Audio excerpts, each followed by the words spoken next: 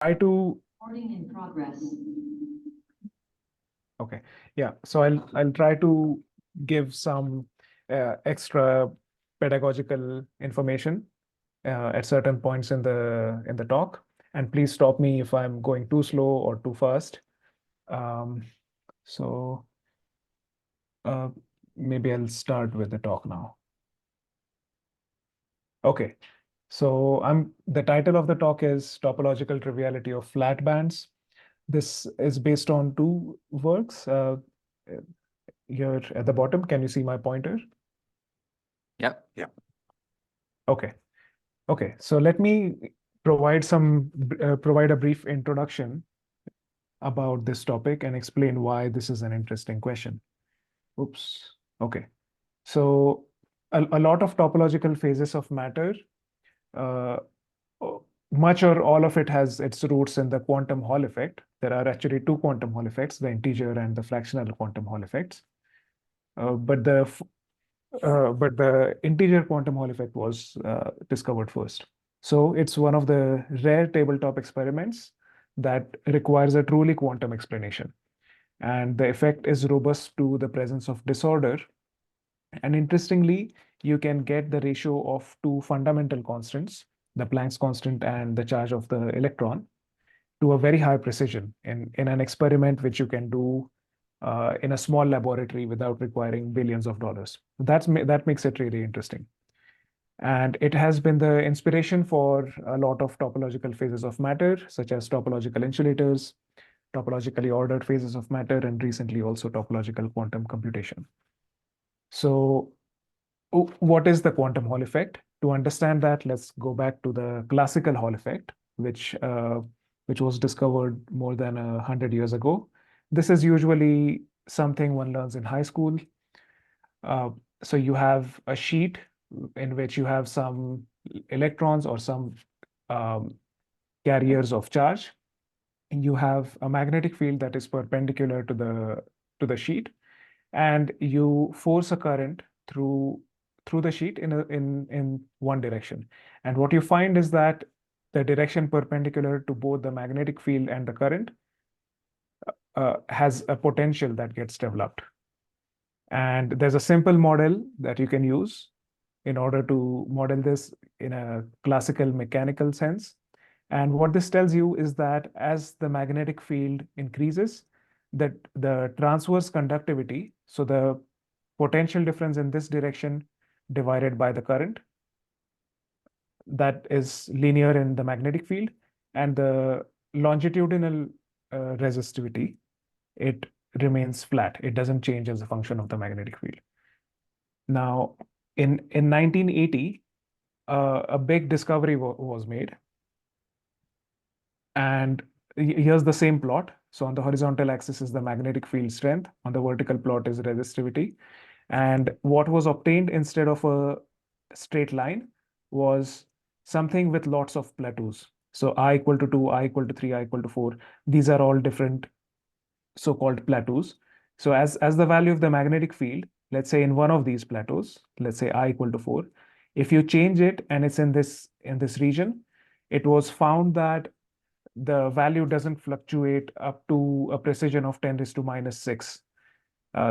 So this is extremely flat. And this is something that one can observe in a tabletop experiment. So clearly there is something quantum going on. This is all quantized. And what was observed was that these plateaus occur at h divided by e square divided by all values of integers. And a Nobel Prize was awarded to von Lenzing for this in 1985. And there have been a few more Nobel Prizes awarded for further developments in the quantum Hall effect, theoretical as well as experimental. But I will not go into those. So why is this happening? So there were a few different interesting theoretical advances, important theoretical advances. One was the first one was Laughlin's thought experiment, which is really a very simple thought experiment one can do and gives you a high-level qualitative picture of why there should be this quantization of conductivity or resistivity. After that, there was another important advance. So Duncan Haldane in 1988, another Nobel laureate, he he proposed a model, a tight binding Hamiltonian, in which there is no net magnetic field. So recall that in the quantum Hall effect I described above, there is an external magnetic field which is constant throughout. But he proposed a model in which there is no magnetic field, no net magnetic field, and yet you see the same effect. But this is a theoretical model. Eventually, people found some experimental models described by this, some experimental materials or measurements in which this model was an accurate description. And since this is a tight binding model, essentially you have a set of electronic bands. So the Hamiltonian dispersion can be expressed in terms of two good quantum numbers, kx and ky, for a two-dimensional Hamiltonian, and you get a set of energies as a function of k. So these are electronic bands. And it was noticed that using linear response theory, you can actually calculate this conductivity in terms of some properties of the eigenvectors of the Hamiltonian. So if u of nk, that's a block wave function. So you diagonalize h as a function of k. K is just obtained by taking a Fourier transform of the position operator, or not operator, but of the position variable. And you get this function of the block wave function. It's a topological quantity. And it turns out that this number is an integer. It's called the Chern number. So this was known in the mathematics literature at that time. And a connection was then found between the mathematics and between known mathematics of topological invariance and properties of block wave functions. So after this, so let me go back to this point first, and then I'll explain some generalizations of this formula. So this formula is applicable in a system where there is lattice translation invariance. So if you are familiar with the toric code, usually one has translational invariance in that model. It doesn't matter where you are, the Hamiltonian looks the same, which is why you can go to the K space and get a very nice picture. And the assumption in this formula is that there are no interactions as well. So it's a bit different from the toric model in that sense. Now, what happens if you have some sort of a disorder or if you add interactions to a model like this?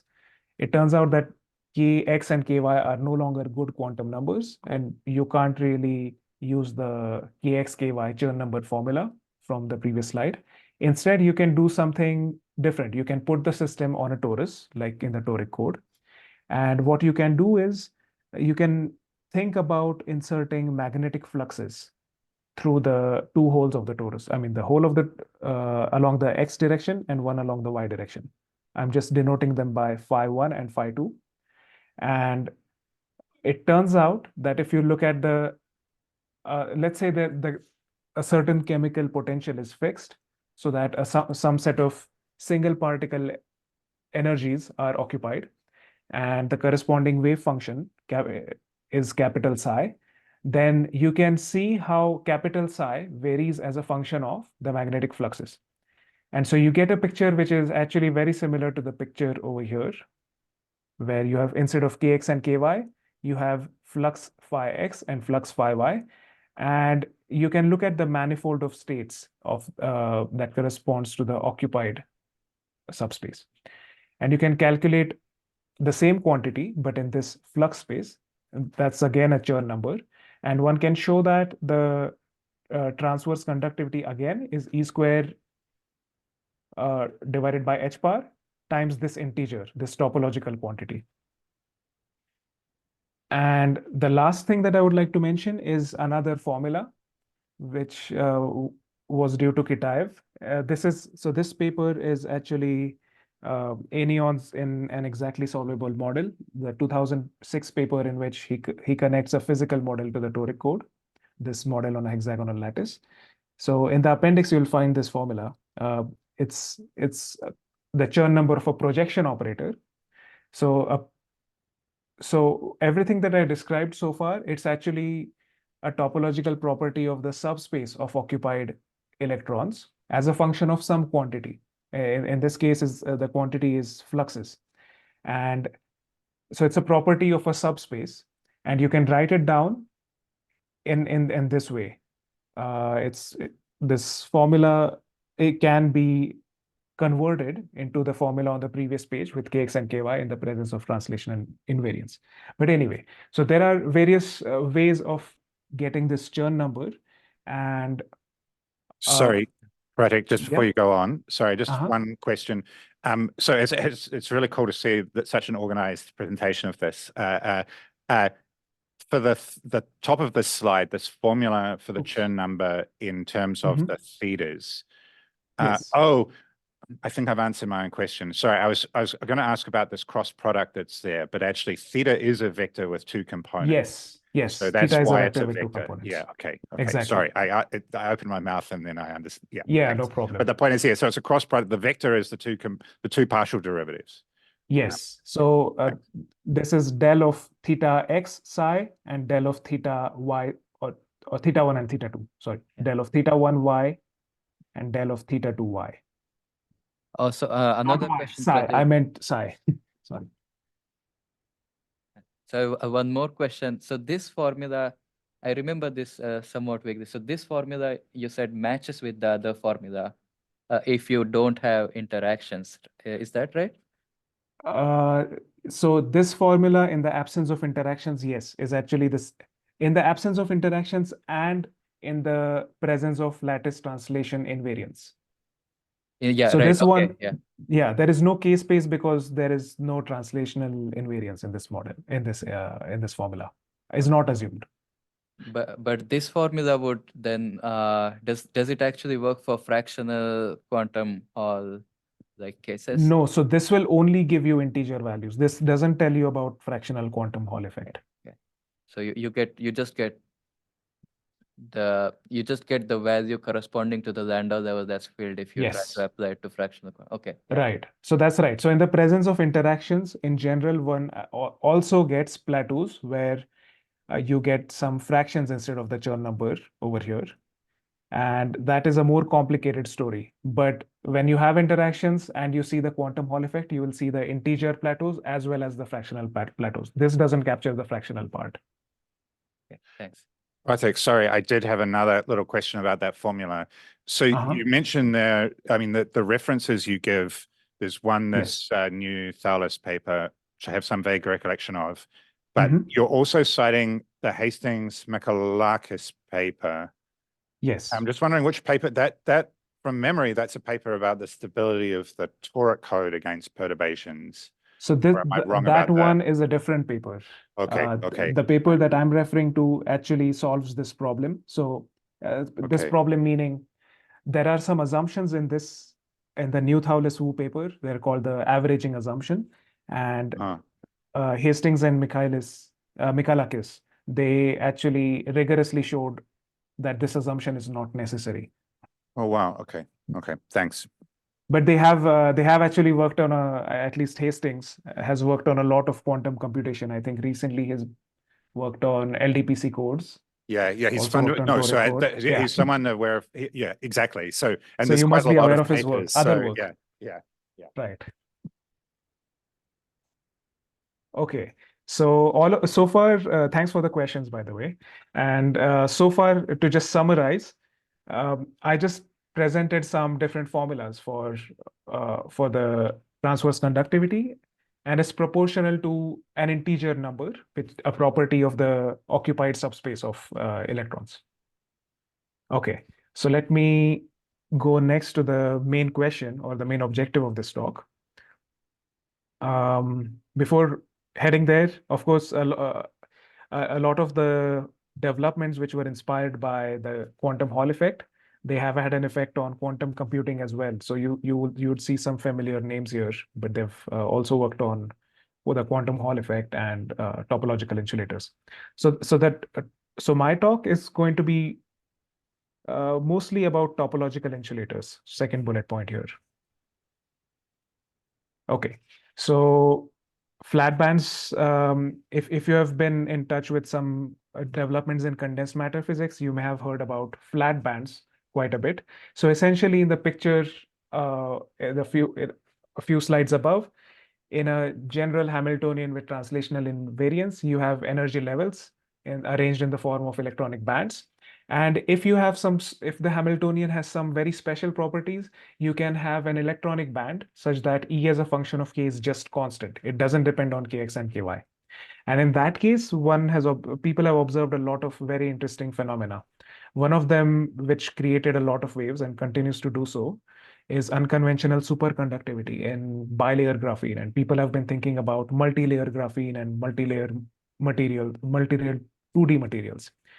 Of course, the integer and fractional quantum Hall effects are examples where you see flat bands. So I will get to that in a bit. And when you add interactions, you get in a tight binding Hamiltonian, if you add interactions, then you get analogues of fractional quantum Hall effect. They're called fractional Chern insulators. And in all of these, essentially what one is interested in is in a Hamiltonian in which an energy level is extremely flat. It doesn't change with Kx or Ky if there is translational invariance. And if there isn't, then one wants a Hamiltonian in which energy levels have a lot of degeneracy. These are energy levels, to emphasize again, these are energy levels of the single particle Hamiltonian and not interacting Hamiltonians. Okay, so I'm just going to quickly go through some properties of Landau levels and use those to motivate the question I'm going to ask. So with Landau levels, Landau levels essentially are just I think it's something that's usually covered in a graduate course on quantum mechanics. So hopefully you are familiar to some extent with them. So if you have a 2D plane with electrons, free electrons, and you just put a magnetic field perpendicular to the plane in which the electrons are moving, then you can write down the Hamiltonian this way. It's P minus E times A, where A is the magnetic vector potential, squared divided by 2m. If you solve this Hamiltonian, you find that all the energies are flat. By that, I mean that the energy levels of the spectrum essentially is just h bar integer plus half times h bar omega. But importantly, each energy level is extremely degenerate.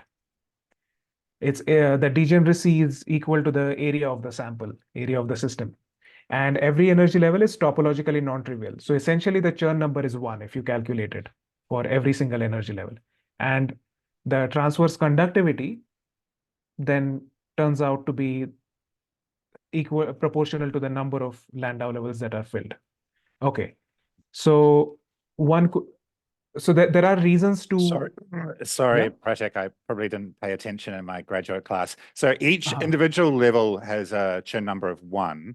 So yes. That means, the fact that I think of in the fractional quantum Hall that the Chern number is equal to the nu, that's because in a sample, I've got an edge that's corresponding to to a number of levels. I mean, to give you another, I would have thought that the answer could be a Chern number of n, for example, for any n, but you're saying, but that's because there's a number of filled levels. Sorry, I'm not clear. So when you have a finite sample, the dispersion is not exactly flat. You get some edge modes. Yeah. And at least in the infinite size limit and in the absence of interactions. Okay, if your chemical potential is somewhere in between 2 levels, then exactly an integer number of energy levels get filled. Yeah, right. And but then what you are talking about. So is that, so that's what I would have thought that would have a Chern number of the number of levels that are filled. Exactly. So right. And then you're saying that each of that comes from 1. Basically, you can associate directly each one of those Chern's numbers to 1 filled Landau level. Yes. So the net conductivity is the Chern number of the filled bands, and the Chern number of the filled bands is the sum of each individual Chern number. The Chern number of each individual level. So you just add up 1 n number of times and you get n. But if you add interactions, then you get something else. So this picture doesn't capture that. So you can get fractional quantities if only a fractional amount of a band is filled, but that is not captured by this formula. And so, so at this point, I just want to emphasize something with flat energies is very interesting.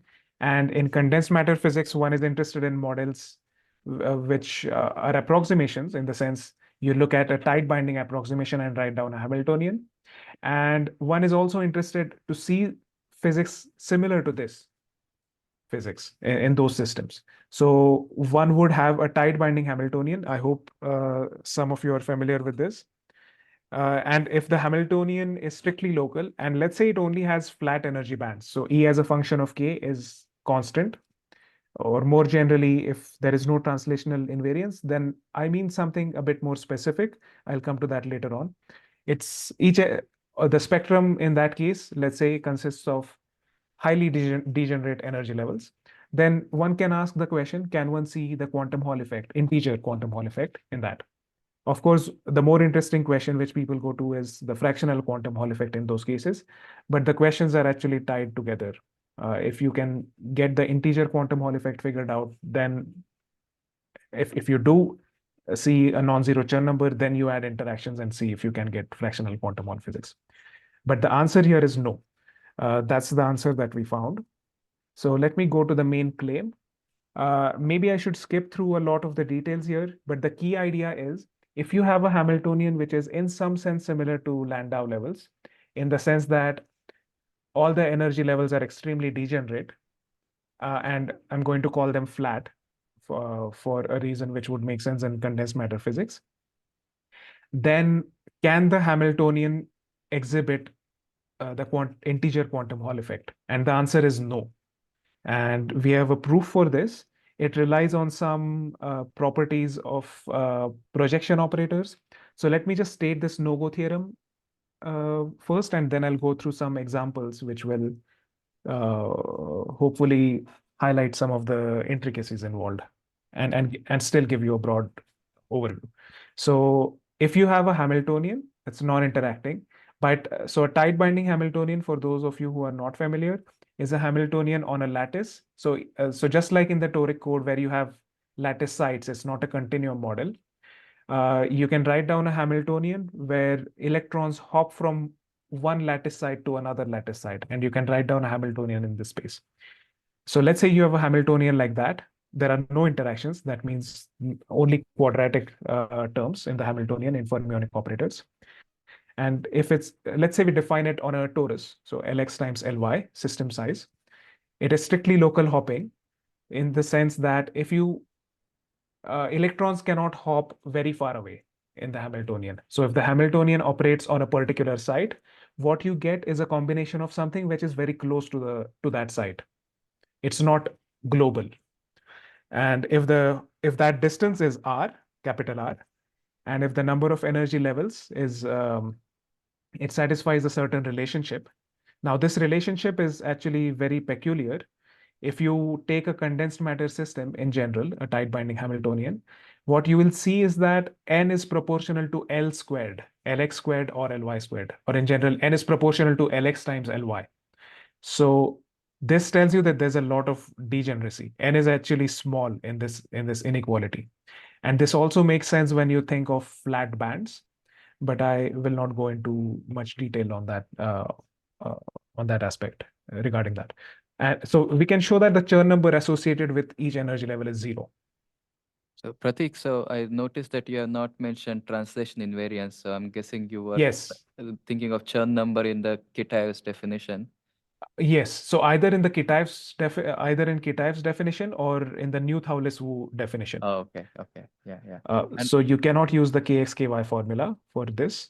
So that's the main point. There are actually existing theorems which do not allow for translationally invariant flat bands to have non-zero Chern numbers, but this is more general because we do not require translational invariance. So those invariants are well defined for systems of finite size. Is that right? Okay, so the KX-KY invariant, it's usually it's actually defined in the infinite size limit, the TKNN invariant, but one can, because Kx and Ky are discrete variables for a finite size, so there's no correct way of saying del by del Kx, but in the infinite size limit, you can use the TKNN invariant, so the Chern number in KX-KY space. The Kitaev formula is also, let me just go to that formula. This formula, this is also actually well defined only in the infinite size limit. So you have an infinite model on a plane. But this formula, the new Thouless-Wu, is well defined for finite system sizes. And in this paper, Hastings and Michalakis, they show that the Chern number, this is actually accurate. Sigma is proportional to the Chern number, plus some error which is exponentially small in the system size. So because we are working with this periodic system, this is the most appropriate invariant to work with. I mean, the phi x, phi y invariant. But but what you said is actually very interesting, because initially we tried to use all the other invariants. So we tried to use Kitaev's formula in the infinite plane, assume that a Hamiltonian satisfies not this condition, but something similar without reference to a system size. But it turns out the equations become too nasty to work with. So we weren't actually able to show using Kitaev's formula. Okay, so let me provide some examples. So first of all, flat bands can be topological.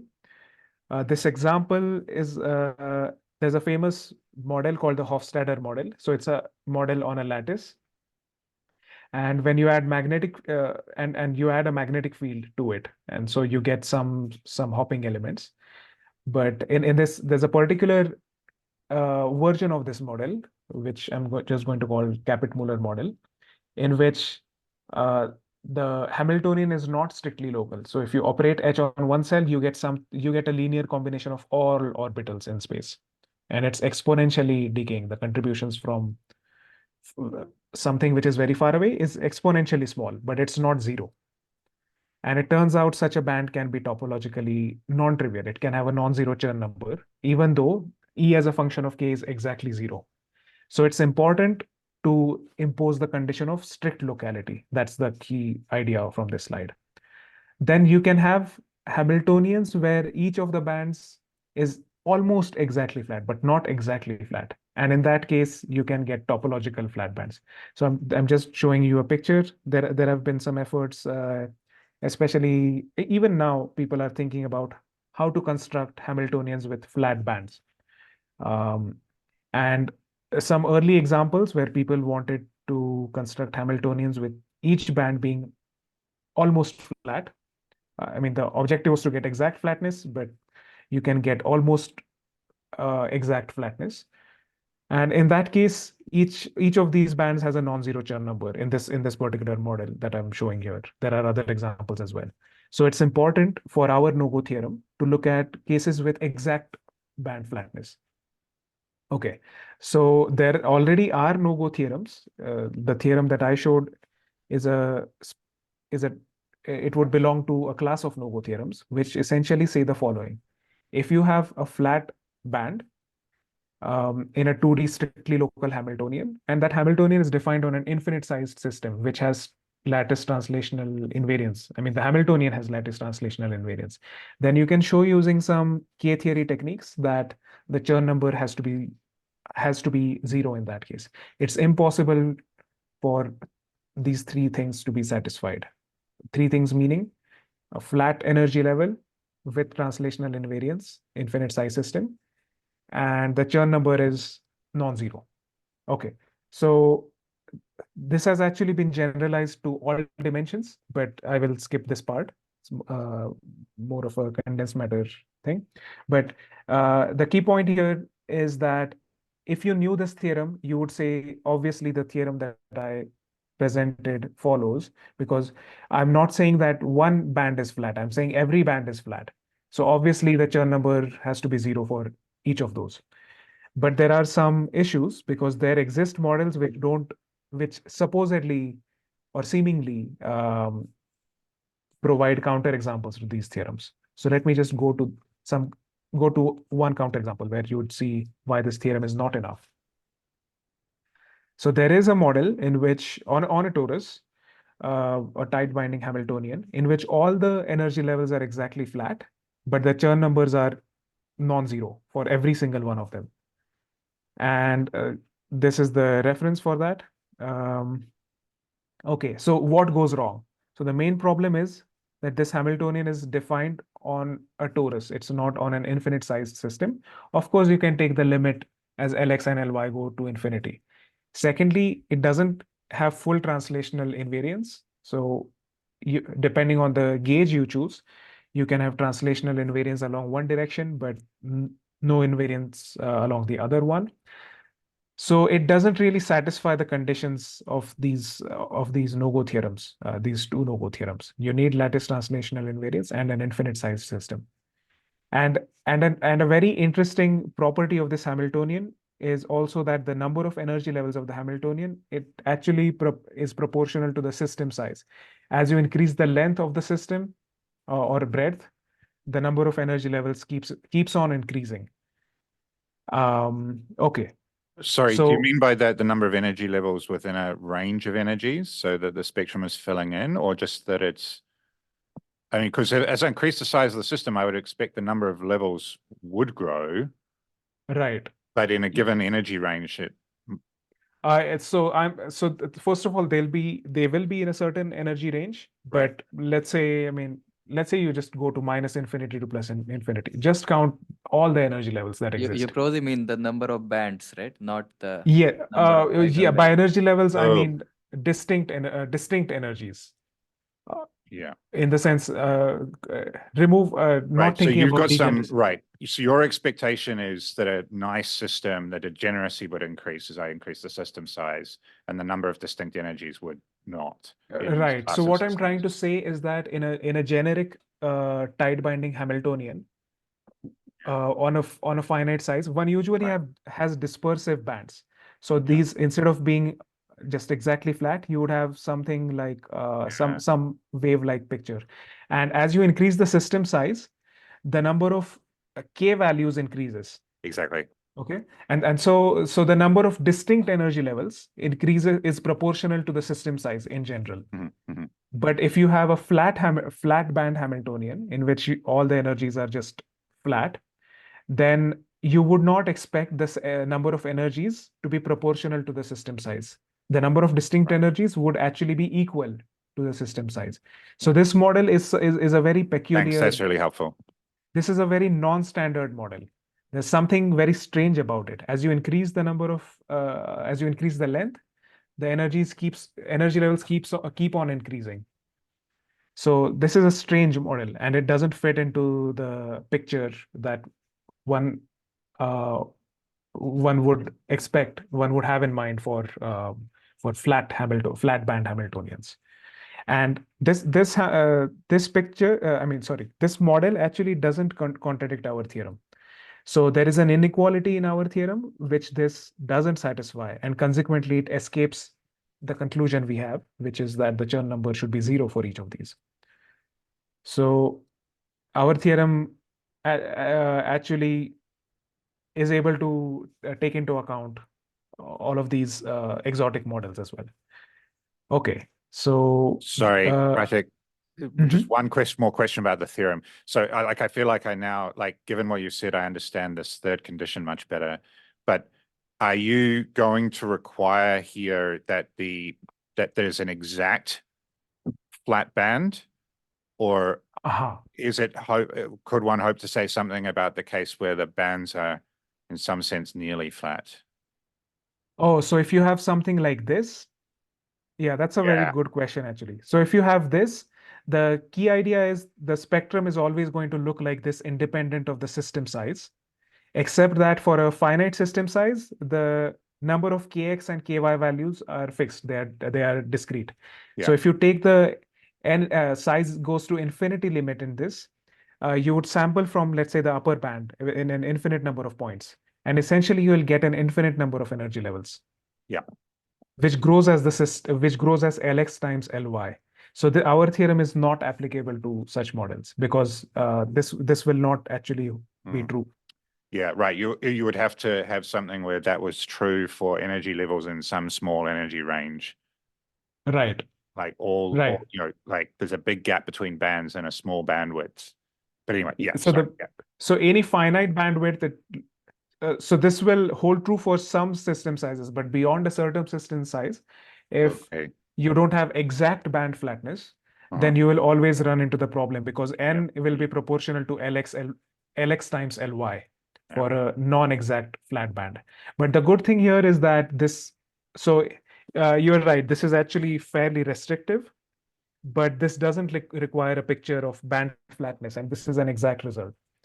So it is restrictive, but at the same time, it highlights something kind of interesting, which is that a tight binding analog of Landau levels is actually very difficult to come up with. And the cases in which you can, they cannot set, in which you can get something like Landau levels in a tight binding Hamiltonian would be something which has to violate this inequality. And the example above, I mean, this example does that. So in this example, you have Lx comma Ly equal to 3nr. Sorry, no 3, equal to nr. So it doesn't satisfy this. So this 3 is actually something that comes from a technical detail. Maybe this is not the best bound. Maybe the correct, maybe the optimal one is 2nr, but this is what we have. Okay, so let me, okay, how much time do I have? Let's say 10, 15 minutes. 15 minutes. Yeah. Okay, so let me just highlight the main approach, and then I'll go to some, and I'll avoid some of the details. So the key idea is if a Hamiltonian is flat, by which I mean it satisfies this condition, Lx comma y greater than 3nr. And this condition actually makes a lot of sense if you think about band structures. I mean, this why does this condition have this particular form? If you would expect this to be satisfied by a Hamiltonian which has only flat bands. So if, for someone familiar with tight binding Hamiltonians and Bloch's theorem and Bloch energy levels, then this would make sense after a bit of processing, of course, after a bit of thinking. But okay, so the projection operator onto each energy level, or the spectral projector onto each energy level, is going to be strictly local. This is something we can prove rigorously. And this is actually very, by strictly local, I mean, think of the projection operator onto all the energy levels corresponding to a given energy. Now construct a projector by doing ket of vector times bra of vector plus ket of vector plus bra of vector for all the vectors that correspond to that eigenspace. Okay, and you'll find out that the projection operator in position space is strictly local. So it's not exponentially decaying. And in a sense, this is similar to the toric code, in which you have a sum of projectors in the toric code, and they are all strictly local, but they are an interacting version, so it's a bit different. And this is actually very unique. If you take a generic model in condensed matter physics, non-interacting tight binding Hamiltonian, the projection operator is usually exponentially localized. So there is something very special about flat Hamiltonians, which gives you projection operators that are strictly local. And then you get some further interesting properties. The energies don't change as you change the fluxes. And pile substitution, maybe this is something people are not familiar with, so I'll skip this. And what we can then show is that the Chern number of a strictly local projector is 0. And by virtue of this, a flat Hamiltonian has Chern number 0 for every energy level. And to show this, we connect the localization properties of eigenvectors of the projector with what is in some sense already known. So you cannot construct extremely localized wave functions for something which has a Chern number of 0. So we use ideas like that, and we essentially plug it into the formula and show that it is 0. Pratik, a quick question. So you mentioned the projector onto each energy is strictly local. Does that actually imply strictly local one-year functions for that energy, or not quite? Yes. So that was our first guess. Our guess was if a projection operator is strictly local, we should be able to construct strictly local one-year functions. We were able to prove this in 1D. So in 1D, it's actually true. A projection operator can be strictly local if and only if there exists a strictly local one-year basis. However, in 2D, we were unable to show this, and we actually now believe that it's not true. Oh. But we can use the 1D result and apply it to the 2D projector in a very peculiar manner, which allows us to construct a many-body wave function. And when we plug it into the formula, it gives you 0. So all of this is in some sense connected to what is known as localization topology dichotomy or localization topology connection. The localization properties of one-year functions, or in general not eigenvectors, vectors that span a subspace, the localization properties are deeply connected to the topological properties. Okay, so I have maybe 10 more minutes, so I'll quickly go through some non-intuitive parts. So firstly, if a band is flat, so now I'm thinking in terms of now I'm thinking about a translationally invariant Hamiltonian. So you have H as a function of K. Now I'm just going to throw at you some Hamiltonian, which is not very interesting, but notice that it's just some function of cosines and sines of K. Okay, and there are 3 orbitals per cell. So the horizontal direction is position, and there is no vertical direction. These are just different orbitals or degrees of freedom at each cell. And if you diagonalize this, then you will see that there are 3 energy bands. One of them is flat, and the other 2 are actually non-trivial functions of K. And now if you construct a projector onto this flat band, which you can do by diagonalizing this and just doing ket of psi, bra of psi for the ket corresponding to the flat energy. If you do that, it will turn out to be something fairly complicated. But the main point I want to highlight here is that this projection operator is exponentially decaying in position space. If you took the Fourier transform of this, it is not something which has a finite truncation. So this strict locality of a projector is not guaranteed if an energy band is flat. But if all energies are flat, then we can show it is true. And we don't even require translational invariance. Okay. So I'll skip this. I'll go to, okay, so this is actually what you were saying, Abhijit. If a projection operator is 2D, if we have a compact orthogonal basis or compact one-year functions in the case of translational invariance, then it immediately would have followed that the Chern number is 0. But we don't know if this is true, and we actually think it's not true. So we tried out the K-space formula. So if P of K is a strictly local projector, then it is a very special type of a matrix. And we tried to plug it into the Chern number formula for K-space, but it turned out to be very complicated. The next thing we tried was Kitaev's formula. Take a projection operator on an infinite lattice such that the projector P is strictly local. Then you can use Kitaev's formula. Again, this turns out to be fairly complicated, and we were not able to show that this is 0. So if any one of you is interested enough and is skilled with manipulating matrix inequalities, maybe you would be able to show that if a projector is strictly local, these things, this formula gives you 0. And that would be a much simpler way than what we did. And what we then tried was Laughlin's experiment. So we wanted a physicist level argument. And maybe this is what I'll do next. Instead of spending time on the Newth-Howless-Wu insertion formula, the rigorous way in which we were actually able to show that the Chern number is 0, because it has a lot of technical details. So I'll just go to Laughlin's argument because it's also very physical, and it's something anyone with a graduate level quantum mechanics training will be able to understand. So what Laughlin did was he constructed a thought experiment. So this is for the quantum Hall effect, and we are going to try to apply this to strictly local projectors.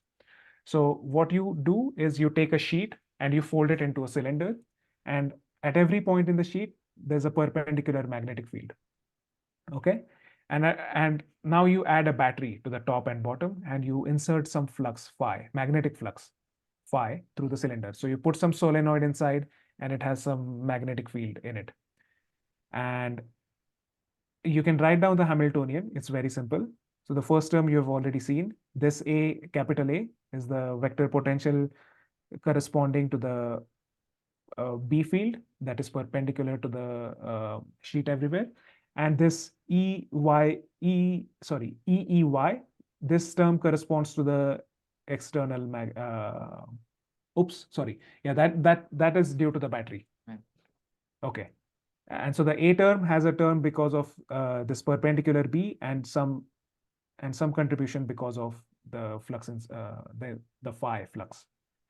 Now you can diagonalize this Hamiltonian pretty easily if you know how to deal with Landau levels. This is just take my word for it for now.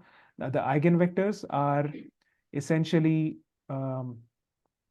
so each of these bands, they're essentially eigenvectors of the Hamiltonian or representations of them, and each of them the position along this direction, that's the position where the wave function is each wave function is localized, and it is like a Gaussian, so it decays as you go away from the band. So the wave function corresponding to this band it has a peak at this location, and it decays exponentially as you go away from this location, and it is delocalized along the entire region. And you can just simply note that the location where every wave function is localized, y0, it's some quantum number plus some function of a quantum number plus the value of flux phi. So what happens as you increase phi? As you increase phi, all of the wave functions start moving up, and when you change the magnetic flux by one flux quantum, exactly one electron will then have gone from the negative terminal to the positive terminal. So how do you get transverse conductivity from this? You make use of some simple knowledge. So energy in a solenoid, for example, is just proportional to the current in the solenoid times the flux, magnetic flux. If you use that formula in this case, the change in energy is just one electron has gone through a potential difference, which corresponds to the battery. That's the energy change. And the flux change is one flux quantum. And this actually gives you this gives you E squared divided by H times E as the transverse current for each Landau level. If n of them are filled, you get n E squared. Okay, so that's the key idea here. Now, what we can do is we can apply the same idea to a strictly local projector. I will skip a lot of details, but essentially what we were able to show is that the density of electrons doesn't actually change as you change phi. But it turns out this is not enough to show that the Chern number is 0. So essentially, what we can, at a physicist level, what we can show is that the density of electrons, it is unchanged as phi is changed. And as a result, there shouldn't really be any electrons that have gone from the bottom to the top. Please ignore the vertical lines. They're a technical detail, which I'm not going to go into. But at a physicist level, we can essentially already see that there shouldn't be a Chern number. By that, I mean the Chern number should be 0. Okay, so we use the Newth-Howless-Wu, and this actually does lead to a full and proper proof of the no-go theorem. And I will skip all of this. I will just say one thing, which might be just like an interesting fact. So all of our procedure depended on some properties of strictly local projectors in a 1D system. So this is connected to one-year functions. I will not talk about these. They're very interesting and important in condensed matter physics. And I'll also mention this localization topology dichotomy, and I'll kind of touch upon it in a bit. Okay, so what we can show is, let me actually even go further. Okay, so let me just flash this linear algebra result that we used.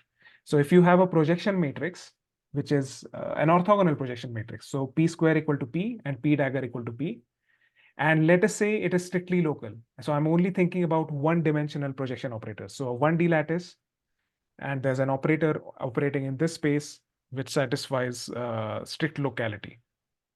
What this means is that the projection operator is band diagonal. Okay. So what we are able to show is that you can construct an orthogonal basis that spans the image of P, so the space that P maps to, such that each eigenvector is compactly supported. By that, I mean there's only a very small region in each vector which is non-zero, and the rest of the elements are zero. So this is essentially an extremely sparse representation with the further restriction that all the non-zero elements are clubbed together in a small region.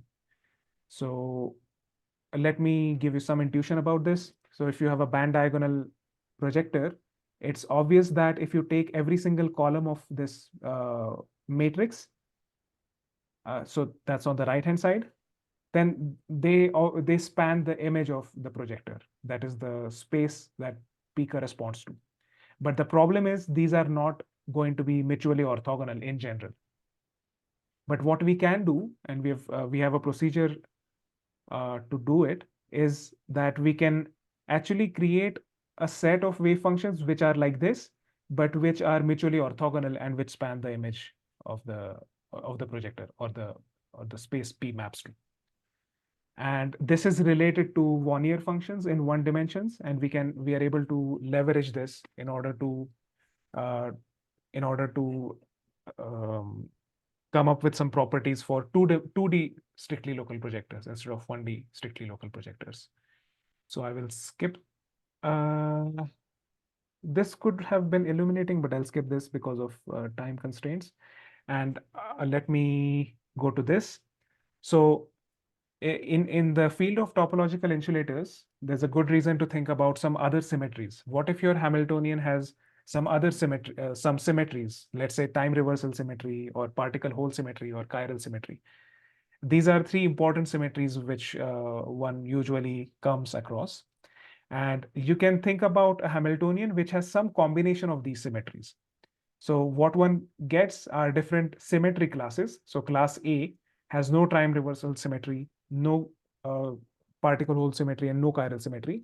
And what has already been understood, and this started with Kitaev in 2008, he used topological K-theory in order to provide a classification for cases with symmetries, and this is called the periodic table of topological insulators. So delta here is the dimensionality of the lattice. So as you increase the dimensions, you can see that the topological invariant changes. So z is integer, 0 is 0. So nothing interesting happens. Then something interesting happens here, and so on. So what I spoke about was specifically this element, class A, 2 dimensions. But you can actually think about other symmetry classes and other dimensions, and you would get some different topological invariants and different interesting behaviors. So what we have been able to do, and it's not in a manuscript yet, it's in preparation, is that we can extend our results to all dimensions. So you won't have Chern numbers; those won't be the topological invariants. You would have some other invariants. We can show that they are 0 if certain conditions are satisfied. So essentially, sorry, is that for class A, the one specific class in all dimensions? Yeah. So so what I spoke about was class A in 2 dimensions, delta equal to 2. Yeah. But I'm saying we have a way of generalizing our results to the entire periodic table. And in each case, we will have 0, 0, 0, 0 everywhere. And actually, it is something more general than what I presented. So it relates to these Wannier functions, which I didn't talk about. But one of the framings is that if a projection operator is strictly local in position space, then the topological invariant needs to be 0 corresponding to it. And as far as we can tell, it's not really something you can simply plug into a formula and get. But through some techniques we have developed, we can show that it is 0 for all dimensions. I should just mention that for one dimensions, for d equal to 1, it is not applicable, our theorem. So it's for d greater than 2, d greater than 1. So there's something about one dimensions which allows for topological behavior, but everything greater than 1D we can show is we can show that our theorem extends. Okay, so the key point I want to leave you with is that with Landau levels, there are an infinite number of energies, and somehow that allows you to escape from our theorem. Our theorem is applicable when the number of energies actually has a dependence on the system size in a particular manner. So you can't really get something like Landau levels in a tight binding Hamiltonian. That's the key point. And I will stop here. And I'll also say that we have some, we can use these ideas in order to say something about topological properties of unitary operators. And maybe this is somewhat interesting to some of you.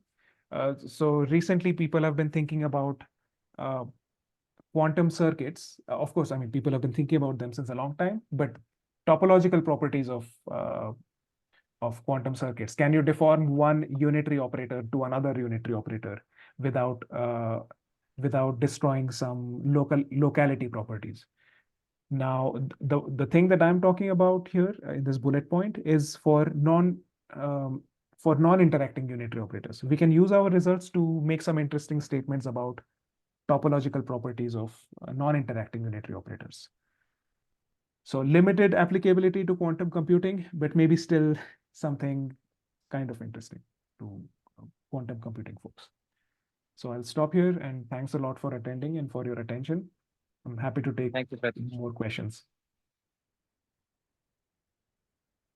We can take some questions very quickly. Quick questions. People may have to leave, but yeah. Oops. Any questions on Zoom? Oh, yeah, we can, yeah. I have so thanks very much for that. I had one, well, so I suppose one, I mean, I don't know if it's a question. You were mentioning this work by Kitaev. So I don't know if you're aware, he'd spent several years thinking about improvements of that formula, you know, thinking about how to classify phases of matter in 2D in a setting that does not have translational invariance. And my recollection, so, you know, I don't think he, you know, there are various recorded talks that represent that program. And, you know, I was definitely in a talk in which he talked about something which was some kind of, which definitely related to the things that are in the appendix of that paper. I mean, I suppose it's just an observation. I mean, he was probably more interested in the interacting case, but I was just wondering if there's any awareness. I mean, as far as I know, that's only represented in these talks and not in a paper. But yeah, I don't know.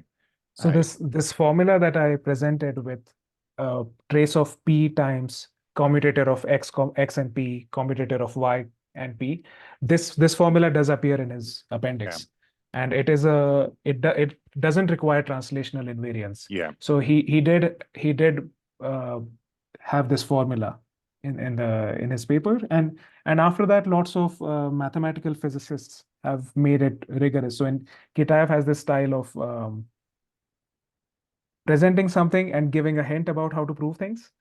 But then other mathematicians followed up. I mean, mathematical physicists and mathematicians, and really made this rigorous. So the formula that he proposed is actually it works for infinite size systems, no translational invariance required.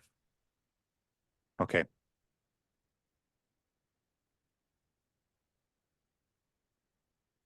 And the periodic table that I showed, it's actually due to Kitaev in 2008, I think. So he's worked on topological insulators. No, he absolutely. I mean, we do have, there's some work in the group that's related to that kind of stuff that he was doing. Thanks so much that was really great. Thank you. Okay, thanks, Pratik.